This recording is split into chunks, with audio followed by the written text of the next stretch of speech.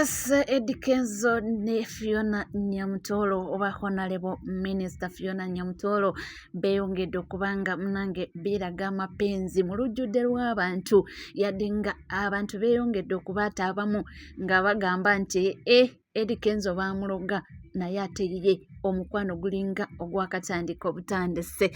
Mbaniriza mwena abali ku NCK TV mwebale kubanga muli naffe, mwebale kutambula naffe, gigenda gitya gitambula gitya, katusuubire nti buli kimu kitambula bulungi era nga namwe gye muli bulungi. Mwebale kubanga mwekumidde ku mukutu era nga nkugamba kimu nti mukwano gwatana subscribinga ke kaseera okubanga osubscribinga ku channel yaffe, ringing that notification bell, sharing, liking, saako n'okubanga oleka comment yo.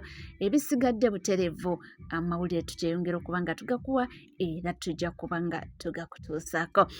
Yes, tulaba nti olunaku olw'eggulo wabaddewo okujaguza kwa Women's Day oba giyite belated Women's Day eri mu disitulikiti y'e Kikuube. Jjukira disitulikiti y'e Kikuube eno ye disitulikiti omukyala the right honorable prime minister Robin Nabbanja gya representinga, ate nga Nabbanja muntu wa Eddie Kenzo nnyo era aludde ng'akyogera nti Eddie Kenzo batobye naye mbukuva dda nga tanaba n'okubanga yeesimbawo ku obwa member of parliament, mbukuva dda ng'akyali waliwo yali anyumya olugendo lwe yatandika ne Eddie Kenzo mbu nga bakyali naye ng'amukimako ajja amukolereko campaign. So yagamba nti bwe natuuka Mukama n'annyamba nambanga bampaddeko nange ekifo ekinene nange nzijukira abantu bange. So Eddie Kenzo muntu nnyo oba mukwano nnyo gwa the right honorable prime minister Honorable Robin Nabbanja. So abantu b'e Kikuube babadde celebrating Women's Day. Jjukira Women's Day yaliwo naye ebaawo nga 8 Ogwokusatu buli mwaka, naye abantu buli district esalawo nebanga ekyuzinga olunaku lwesalawo kubanga celebrating olunaku olwo. So abantu b'e Kikuube babadde celebrating lunaku lwa yesterday era nga bw'atyo nga Honorable Robin Nabbanja lwatera nnyo okukikola yayise Eddie Kenzo asanyuse ku bantu be. Naye mama nnyabo nkugamba ki ekyabadde ekikuube, mama abantu balaze Eddie Kenzo omukwano, abantu balaze Eddie Kenzo omukwano. Ate nekyasinze okubanga kikemula abantu kwe kubanga Honorable Fiona Nyamutolo yabaddeko, anti kati yabadde ne baminisita banne nga bawerekeddeko the right honorable prime minister, yabaddeko n'abeemupya abalala wamu ne baministers ab'enjawulo. Kwabo baminisita kwabaddeko Honorable Fiona Nyamutolo. Kakati Eddie Kenzo yabadde akuba abantu omuziki, abaminisita ne basituka banyanye kugaliba enjoli oba bacacance. Mu kusituka kuno ne mukyala the honorable oba honorable member oba minister Fiona Nyamutolo naye mwe yasitukidde awo enduulu neeraya. My God, abantu bakubye enduulu ne batuuka okusaba Eddie Kenzo nti muwase olinze ki, nti wasa minisita olinze ki, kwegamba abantu balaze Eddie Kenzo omukwano era n'essanyu lyabadde wali. Ndabye baminisita ababaddeyo nga beebaza nti Honorable weebale kukyabula bantu. Ndabyeko omukulu minisita omukulu Balamu Barugahara Atenyi yeebazizza Honorable Fiona Nyamutolo nti yeebale nnyo okubeera so lively, nti yeebale nnyo okubeera omuntu w'abantu, nti kubanga bambi buli bwateekawo embeera n'asituka nti ayina engeri gy'akyamulamu abantu ne beeyongera okubanga basanyufu. Era bagambye mbu oluva ekikuube bagenda Kanungu, simanyi Kanungu oba bagenda ku byani awo simanyi bulungi, naye nalabyeko balangiridde nti nga bwe bamaze ekikuube next stop ejja kubeera Kanungu. Simanyi oba bagenda ku byani oba ku byani, naye nga nze kindeese munange kubanyumiza olwabaddewa ekikuube eri abaagalwa ababiri bano Honorable Minister Nyamutolo wamu n'omukulu Eddie Kenzo. mu wakati w'abantu okubanga abamu baboogerera ebigambo.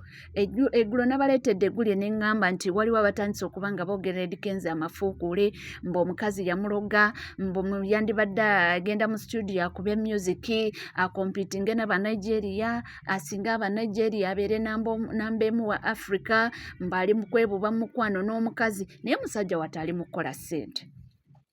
Ezo zonna ssente ze yeetooloola.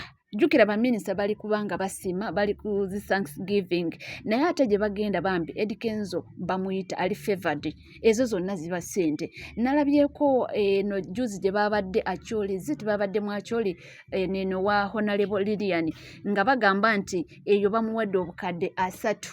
So gy'alaga yonna ziba ssente era aba akola ssente. Mbadde manyi eno bizinesi era oba ne bwakola ki, oba ayingidde studio oba tanaba, n'ekikulu aba akola bizinesi, ssente ziyingira mu nsawo. Era ye yabagamba nti music business ye. So wabeera eyo ng'atambula ate ne mukyala we nga neyesanga nga minisita, ate abali mu kubanga oba bali mu zi functions ez'enjawulo nga mikwano gye. So agamba temumunenya, ye yagenze ku performinga. Baministers ne basituka banyenye ku gaali b'enjoli. Lwe basituse lwakuba abantu bakimanyi nti Honorable Minister mukyala wa Edikenzo, enduulu neeraya ne batandika okugamba Edikenzo bambi wasa minister. So yagamba nti takiinaamu buzibu, talaba buzibu lwaki abantu baba bagamba nti baamuloga ate nga tebamulogangako, nti omukwano we guba guzze gw'embuleesinge.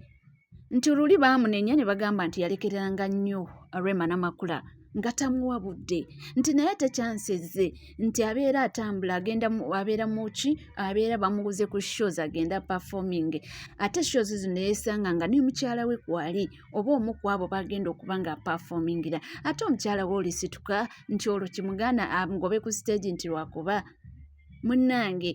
So bo love ekyagendera ddala mu maaso ate era bakyagitukuba, bajja gitukuba mpaka kubanga omukwano gwo gwakatandika nze wendowooza kati guli mu giya nnene. Wali babadde beeyagalira mu galale, naye kati yamujja mu galale, kati bali mu public. Leka abaana beeyagale leka abantu beeyagale. Ate Nyamutoolo ali very oba nkyogere ntya, kali very oba nkyogere shosho oba nkyogere ntya, kwegamba kali lively, nkyogere nti ali so lively.